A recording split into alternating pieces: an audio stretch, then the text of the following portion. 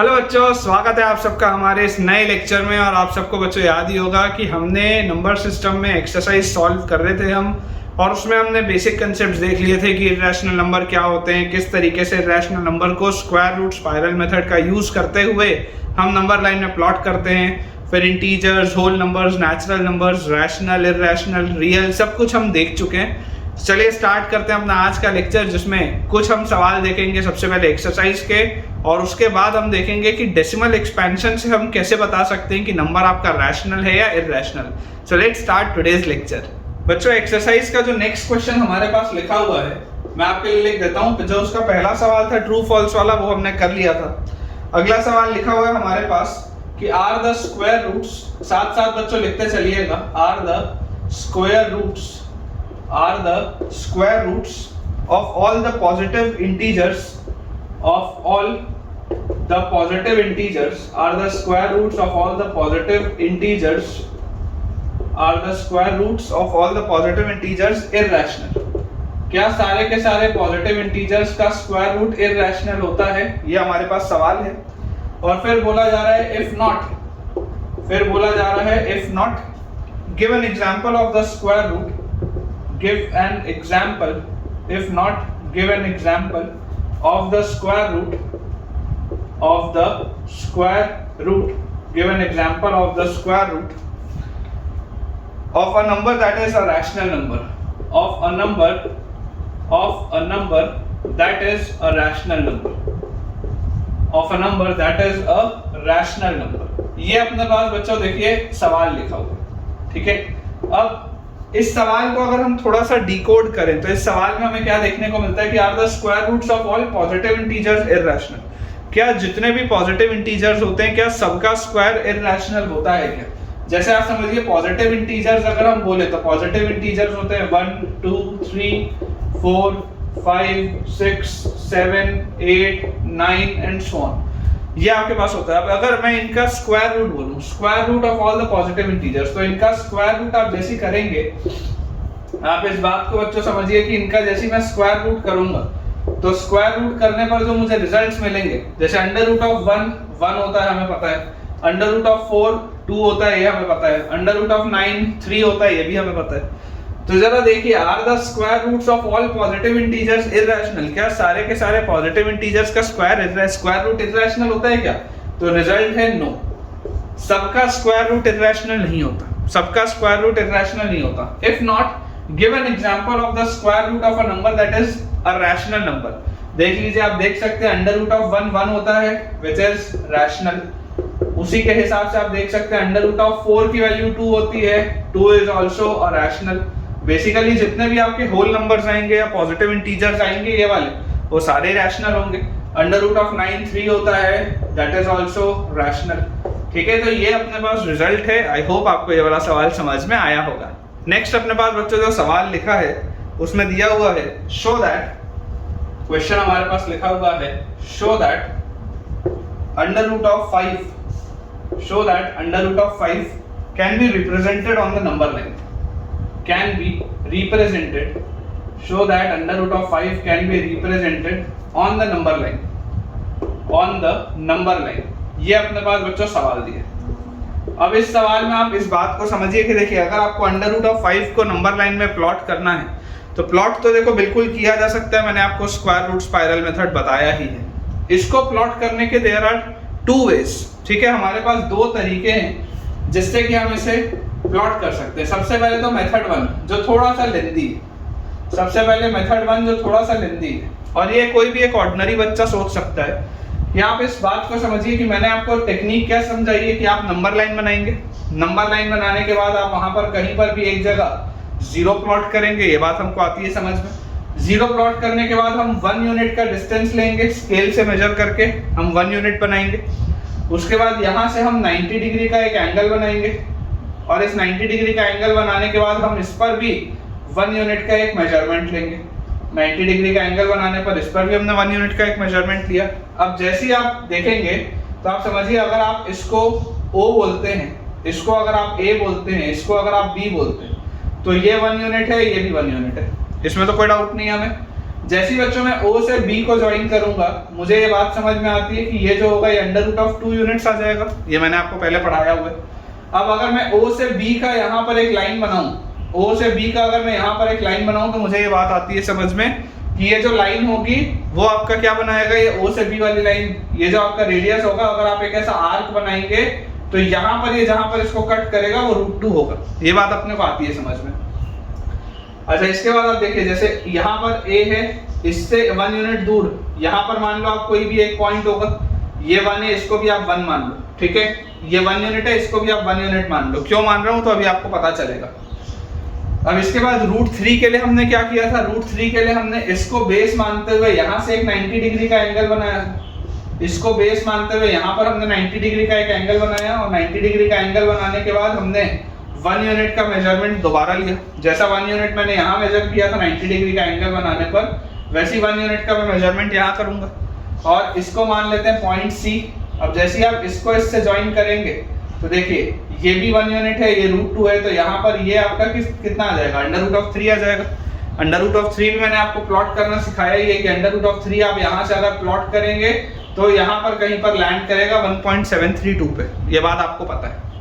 अब इसके एक कड़ी अगर मैं और आगे चलूं, इससे अगर बेटा मैं एक कड़ी और आगे चलूं, तो मुझे समझ में आता है कि अगर मान लो मैं यहाँ पर डॉटेड लाइन इस तरीके से बनाता हूँ, ये अंडर रूट ऑफ 3 और मैं बोलता हूँ 1 यूनिट आप और ले लो, यहाँ पर भी आप एक 90 डिग्री का एंगल बनाओ। जो पहले आपने इसको बेस लिया, फिर इसको बेस लिया, फिर अब आप इसको बेस लेके एक 90 डिग्री का और एंगल बनाओ, और 90 डिग्री का एंगल बनाने के बाद अब आप इसको मान लो बच्चों पॉइंट D, ये A हो गया, ये B हो गया, ये C हो गया, ये D हो गया।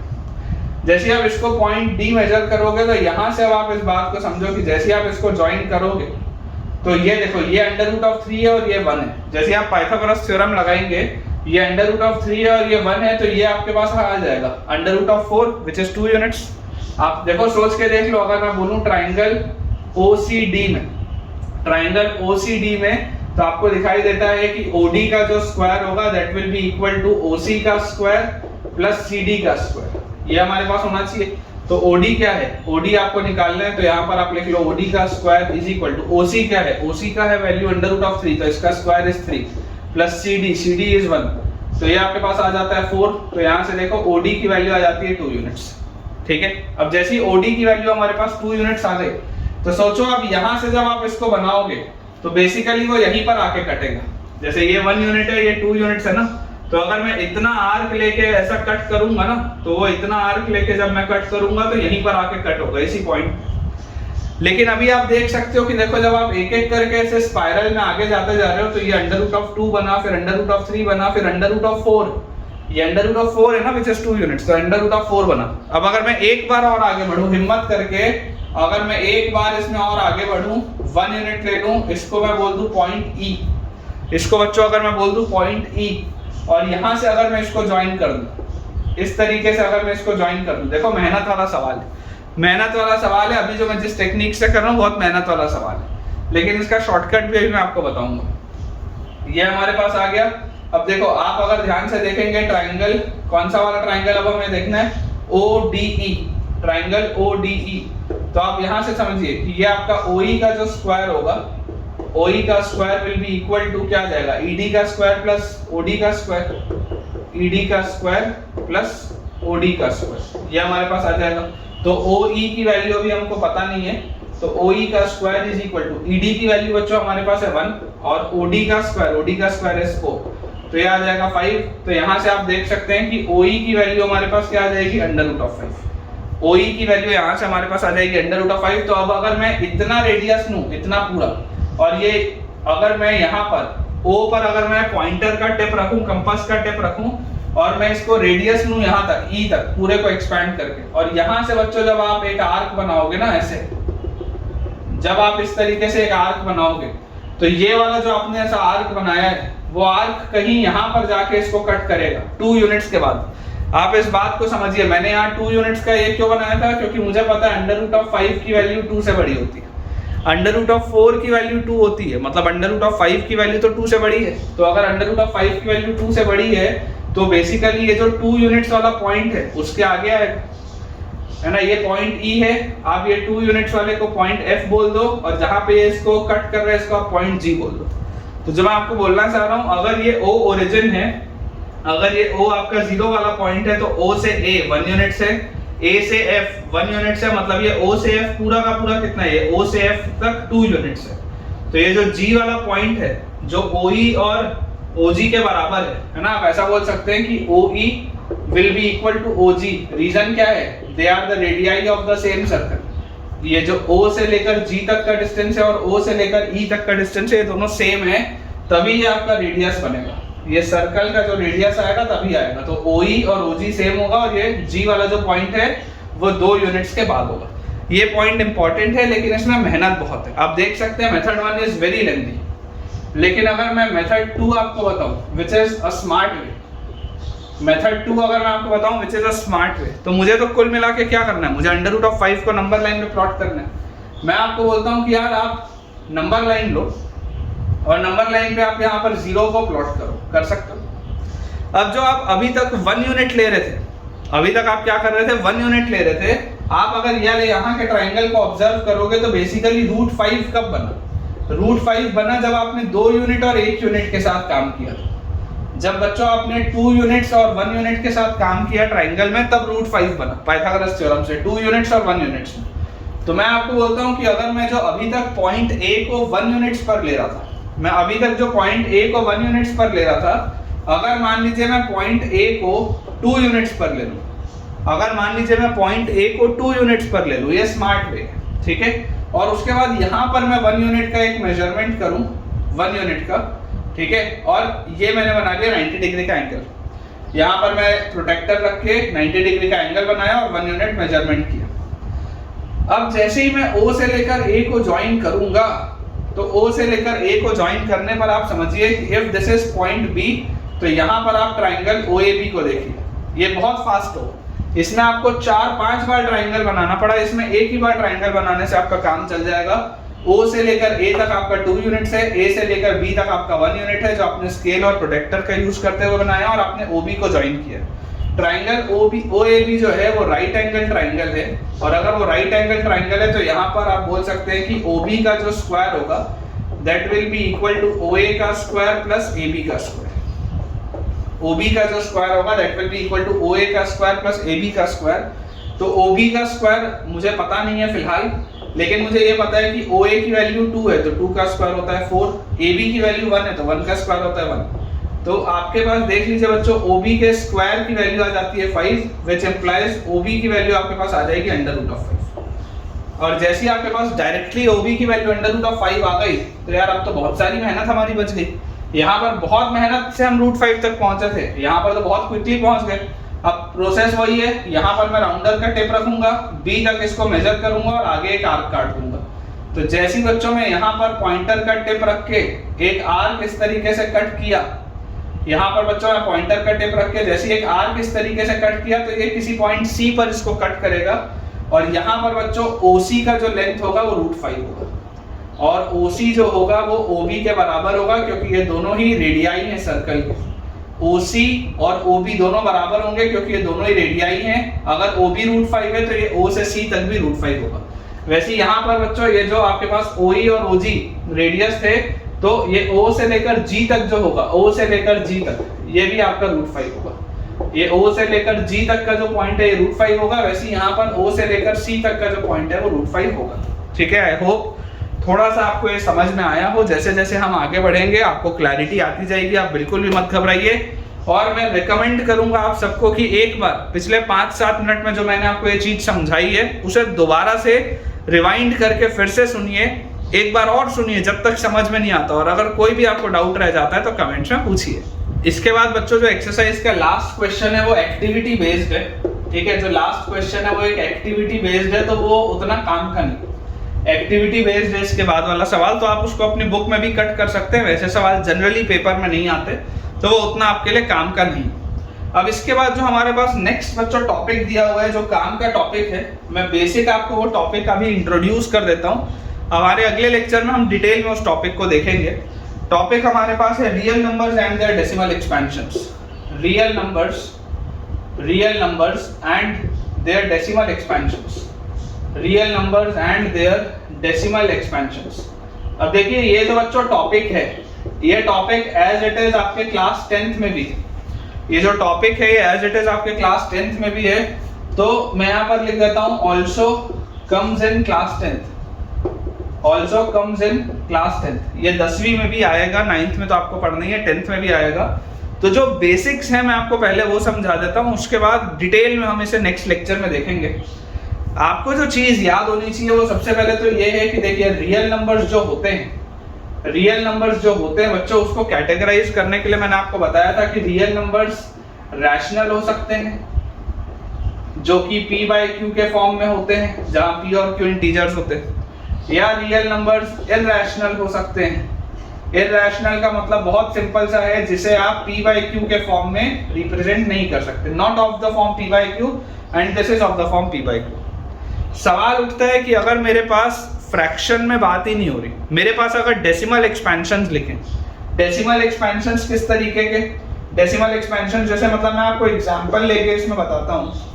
आप सोचिए आपके पास लिखा हुआ है 0.875, मान लीजिए आपके पास ये लिखा है, या आपके पास लिखा हुआ है 0.3333333 and so on, never ending, कभी नहीं खत्म होगा, बार बार 3 लिखा ही हुआ है, कभी खत्म नहीं हो रहा।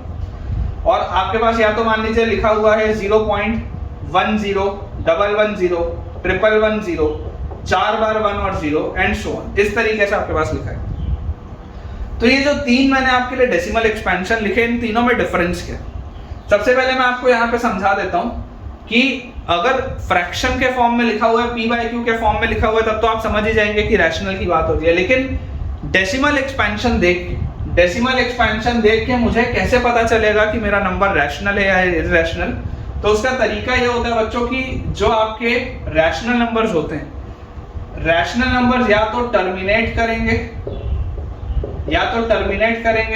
या नॉन टर्मिनेट एंड रिपीट करेंगे। आप फिलहाल सिर्फ लिख लीजिए, मैं आपको बहुत डिटेल में मैं आपको ये सारी चीजें पढ़ाऊंगा अगले लेक्चर में। नॉन टर्मिनेट बट रिपीट, आप फिलहाल सिर्फ लिख लीजिए, मैं आपको समझा भी देता हूं। तो जो रैशनल नंबर्स होते हैं या तो टर्मिनेट करेंगे या तो नॉन टर्मिनेट बट रिपीट करेंगे, और जो इरैशनल नंबर्स होते हैं वो non terminate and non repeat, ये टर्मिनेट भी नहीं होंगे और रिपीट भी नहीं होंगे। रैशनल नंबर्स या तो खत्म हो जाएंगे, और अगर खत्म नहीं होंगे तो रिपीट होना स्टार्ट हो जाएंगे, लेकिन इरैशनल नंबर्स खत्म भी नहीं होंगे और रिपीट भी नहीं होंगे। इसका मतलब क्या है? आप ये डेसिमल एक्सपेंशन देखिए, ये वाला जो डेसिमल एक्सपेंशन है वो 5 के बाद खत्म हो गया, 5 के आगे कुछ नहीं लिखा है, 5 पे जाकर ये टर्मिनेट हो गया या 5 पर जाके ये खत्म हो गया। तो ऐसे डेसिमल एक्सपेंशन के साथ जो नंबर एसोसिएटेड होगा वो रैशनल होगा। ये कैसे रैशनल आएगा हम अगले लेक्चर में देखेंगे, बिल्कुल घबराने की जरूरत नहीं है। लेकिन सिर्फ डेसिमल एक्सपेंशन को देखकर अगर आपको पता करना हो तो आप बोल सकते हैं कि क्योंकि ये 5 पर खत्म हो गया, रिपीट नहीं हो रहा, एंड तक नहीं जा रहा, खत्म हो गया यहाँ पे, तो इसका मतलब क्या है? ये रैशनल होगा। अब ये वाला आपको दिख रहा है कि ये टर्मिनेट तो नहीं हो रहा, खत्म तो नहीं हो रहा, ये तो नेवर एंडिंग है, आते ही जाएगा, 3 बार आते ही जाएगा, कभी खत्म नहीं हो रहा। तो ये आपका क्या हो जाएगा? ये क्योंकि टर्मिनेट नहीं हो रहा बट रिपीट हो रहा है, टर्मिनेट नहीं हो रहा बट रिपीट हो रहा है। देखिए बार 3 आ रहा है तो रिपीट हो रहा है, इसलिए ये भी क्या होगा? ये भी रैशनल होगा। इसके करेस्पॉन्डिंग रैशनल नंबर्स कैसे निकालते हैं मैं आपको सिखाऊंगा नेक्स्ट लेक्चर में।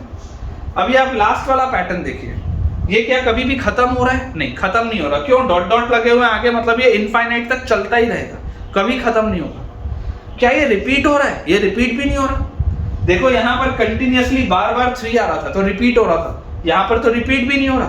1 के बाद 0 आ गया, फिर 2 1 आ गए, फिर 0 आ गया, फिर 3 1 आ गए, फिर 0 आ गया, फिर 4 1 आ गए, फिर 0 आ गया, कोई पैटर्न नहीं बना, कुछ रिपीटेशन नहीं हुआ। तो ये आपका क्या हो जाएगा? ये आपका हो जाएगा इरैशनल। सारी चीजें हम डिटेल में पढ़ेंगे, बिल्कुल भी आपको घबराने की जरूरत नहीं है। फिलहाल के लिए आप बच्चों सिर्फ इतना नोट करके रखिए, ठीक है? आप ये वाले पूरे के पूरे पोर्शन को नोट करके रखिए, बहुत इंपॉर्टेंट पोर्शन है। इसी के आगे मैं लेके चलूंगा आपको अगले लेक्चर में। मुझे उम्मीद है कि आपको बहुत बढ़िया तरीके से आज का लेक्चर समझ में आया होगा, पसंद भी आया होगा।